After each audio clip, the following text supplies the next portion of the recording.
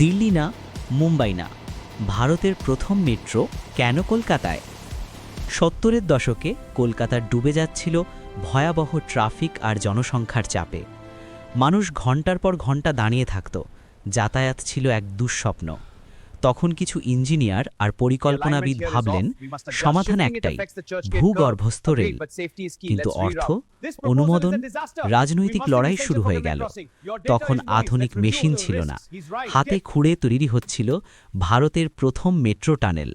নরম মাটি, জল ভর্তি জমি, প্রতিদিনই ছিল নতুন ঝুঁকি।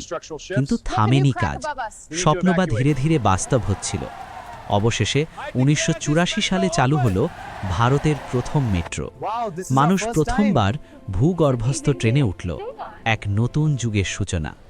আজ দিল্লি, মুম্বাই, বেঙ্গালুরু এগিয়ে গেছে, কিন্তু পথটা দেখিয়েছিল কলকাতা। কারণ ইতিহাস সবসময় সাহসীদের নাম মনে রাখে। তথ্যটি ভালো লাগলে চ্যানেলটিকে সাবস্ক্রাইব করবেন।